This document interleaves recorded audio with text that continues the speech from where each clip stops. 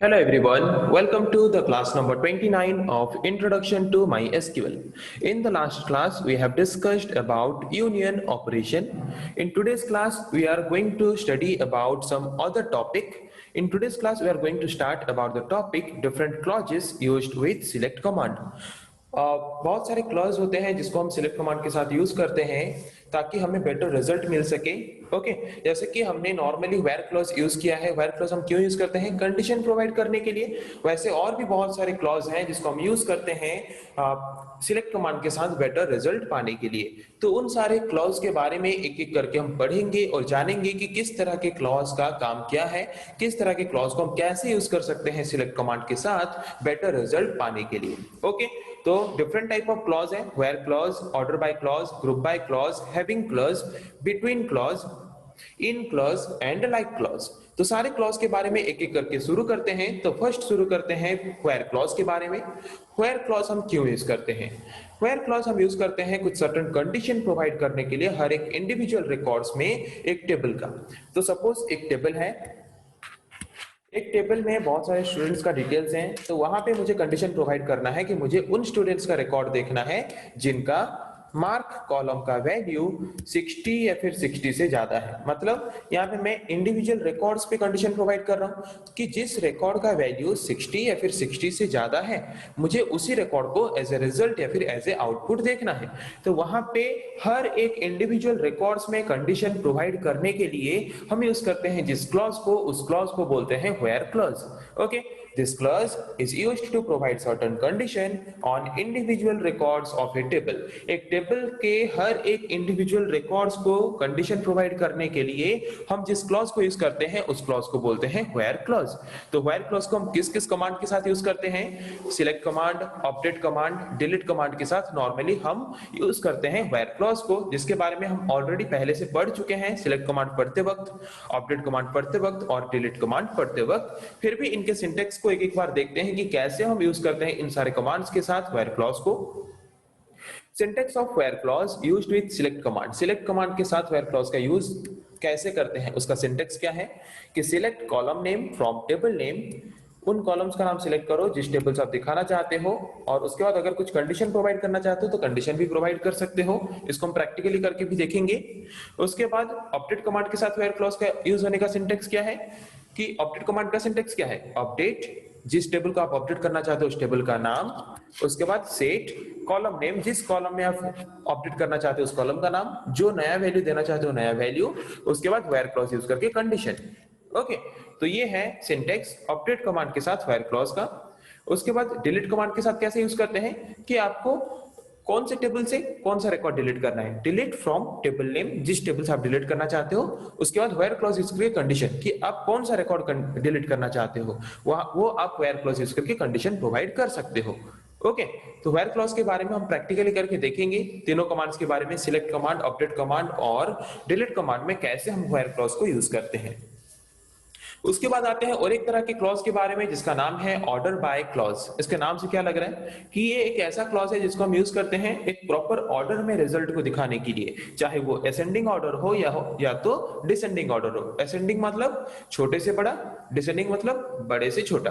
Okay, तो ascending या फिर डिसेंडिंग ऑर्डर में एक टेबल के रिकॉर्ड्स को, कोई एक पर्टिकुलर कॉलम की वैल्यू को लेके एक टेबल के रिकॉर्ड्स को अगर हम असेंडिंग या फिर डिसेंडिंग ऑर्डर में दिखाना चाहते हैं तो उसके लिए हम जो क्लॉज यूज करते हैं उस क्लॉज को बोलते हैं order by clause.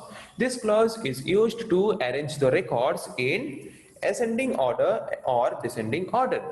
Ascending order या फिर डिसेंडिंग ऑर्डर में रिकॉर्ड्स को अरेंज करके डिस्प्ले कराने के लिए हम जो क्लॉज यूज करते हैं उस क्लॉज को बोलते हैं ऑर्डर बाय क्लॉज।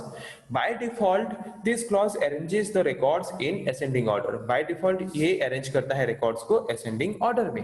ओके, इसको भी हम सिलेक्ट कमांड के साथ यूज करते हैं। जितने भी क्लॉज हैं सारे क्लॉज को हम सिलेक्ट कमांड के साथ यूज करते हैं बेटर रिजल्ट पाने के लिए।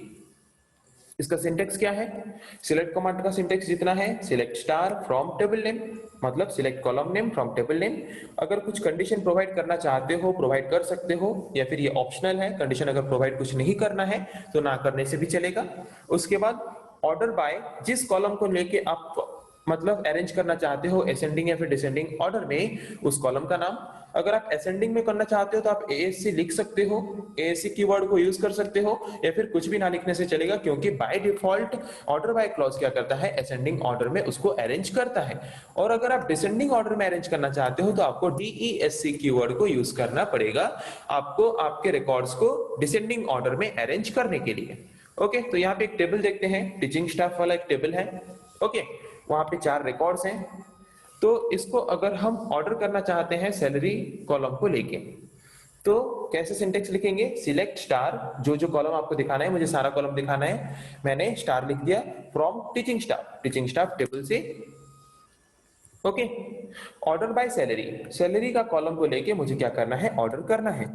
तो यहां पे देख सकते हो कि पहले था 5000, फिर 6000, फिर 4500, फिर 8000। तो मैंने यहाँ पे कुछ भी कीवर्ड यूज नहीं किया है, ASC या फिर DESC। तो बाय डिफॉल्ट वो क्या करेगा, असेंडिंग ऑर्डर में ऑर्डर करेगा, मतलब असेंडिंग ऑर्डर में अरेंज करेगा, मतलब स्मॉल से लेके लार्ज तक। तो स्मॉलेस्ट वैल्यू क्या था, 4500, जो कि C का था। उसके बाद 5000 A का था, 6000 B का था, 8000 D का था। तो यहाँ पे दिखा रहा है ऑर्डर में अरेंज करके। तो ऑर्डर बाय क्लॉज यूज करते हैं हम एक टेबल में रिकॉर्ड्स को कोई भी एक पर्टिकुलर कॉलम को बेस करके उसको असेंडिंग या फिर डिसेंडिंग ऑर्डर में अरेंज करके डिस्प्ले कराने के लिए। ओके, तो जैसे कि नोट्स क्या है कि ऑर्डर बाय क्लॉज अरेंज करता है एक रिकॉर्ड्स में वैल्यूज को बाय डिफॉल्ट असेंडिंग ऑर्डर में। अगर आप उसको डिसेंडिंग ऑर्डर में अरेंज करना चाहते हो तो DESC कीवर्ड यूज करके आप उसको डिसेंडिंग ऑर्डर में भी अरेंज करके क्या कर सकते हो, दिखा सकते हो एज ए रिजल्ट या फिर एज ए आउटपुट। तो चलिए देखते हैं वेयर क्लॉज और ऑर्डर बाय क्लॉज को प्रैक्टिकली करके। तो उसके लिए पहले ओपन करते हैं MySQL कमांड लाइन क्लाइंट को। ओपन करने के बाद वहां पे पासवर्ड प्रोवाइड कर देते हैं। तो उसके बाद कोई एक डाटाबेस ओपन करते हैं, जैसे कि कॉलेज डाटाबेस ओपन कर लेते हैं। ओके, उसके बाद कोई एक टेबल ओपन करते हैं, select star from teaching staff.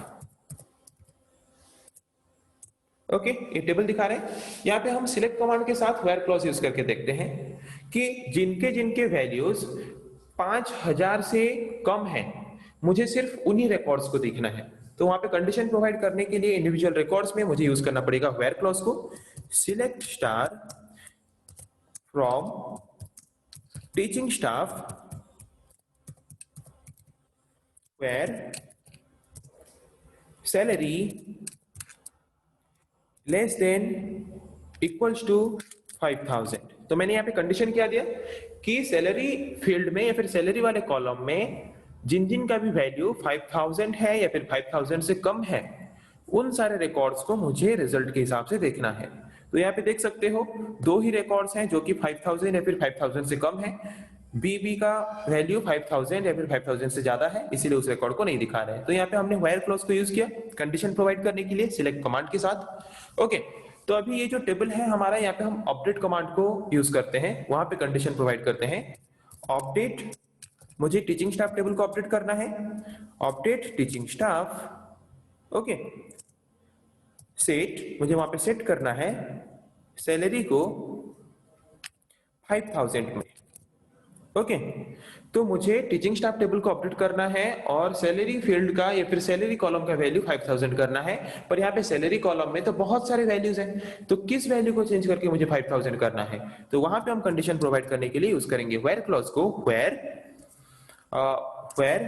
Name equals to, जिसका नेम CC है, जिसका नेम CC है। CC क्या है, एक कैरेक्टर वैल्यू है, इसके लिए इसको हम सिंगल कोट के अंदर रखेंगे, where name equals to CC। जहां पे नेम CC है वहां पे मुझे सैलरी फील्ड का वैल्यू चेंज करके अपडेट करके करना है 5000। ओके, अपडेट हो गया। अभी इसको सिलेक्ट कमांड यूज करके देख लेते हैं अपडेट हुआ है कि नहीं। Select star from teaching staff, तो अपडेट हो गया है। आप देख सकते हो CC का वैल्यू 3500 था, अपडेट होके हो गया है 5000। ओके, तो यहाँ पे हमने अपडेट कमांड के साथ भी वेयर क्लॉज का यूज किया। अभी डिलीट कमांड के साथ यूज करते हैं वेयर क्लॉज को। डिलीट, आपको कौन से टेबल से डिलीट करना है, डिलीट फ्रॉम, उस टेबल का नाम लिखना है, teaching staff, delete from teaching staff. यहाँ पे कंडीशन प्रोवाइड करना है कि आपको कौन सा रिकॉर्ड डिलीट करना है, वेयर नेम इक्वल्स टू बीबी, जहां पे जिस रिकॉर्ड का नेम फील्ड का वैल्यू बीबी है उस रिकॉर्ड को मुझे डिलीट करना है, तो उसके लिए मुझे कंडीशन प्रोवाइड करना पड़ेगा। तो कंडीशन प्रोवाइड करने के लिए हम यहाँ पे डिलीट कमांड के साथ भी यूज करते हैं व्हेर क्लॉज को। तो अभी सिलेक्ट कमांड यूज करके देख लेते हैं डिलीट हुआ है कि नहीं। Select star from teaching staff, select star from teaching staff. तो यहाँ पे आप देख सकते हो बीबी नेम वाला जो भी रिकॉर्ड था वो रिकॉर्ड डिलीट हो चुका है। ओके, तो समझ आ गया वेयर क्लॉज हम कैसे सिलेक्ट कमांड, अपडेट कमांड और डिलीट कमांड के साथ यूज करते हैं। तो अभी आते हैं ऑर्डर बाय क्लॉज के पास कि ऑर्डर बाय क्लॉज यूज करके हम कैसे ऑर्डर में अरेंज करके रख सकते हैं। ओके, तो इसके लिए हम क्या करते हैं और कुछ वैल्यूज इंसर्ट कर लेते हैं पहले टीचिंग स्टाफ वाले टेबल में, क्योंकि सिर्फ 2 ही रिकॉर्ड्स हैं तो और ज्यादा रिकॉर्ड्स इंसर्ट करते हैं, जिसकी वजह से हमें ऑर्डरिंग करने में या फिर ऑर्डर बाय क्लॉज यूज करने में ज्यादा मतलब समझने में आसान हो जाएगा।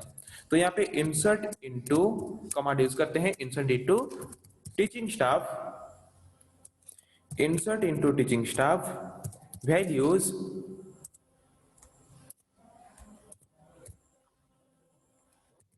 बीबी 3000,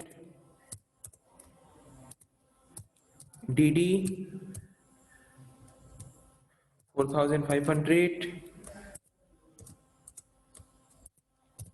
ईई 2500। ओके, इतना ही इंसर्ट करते हैं।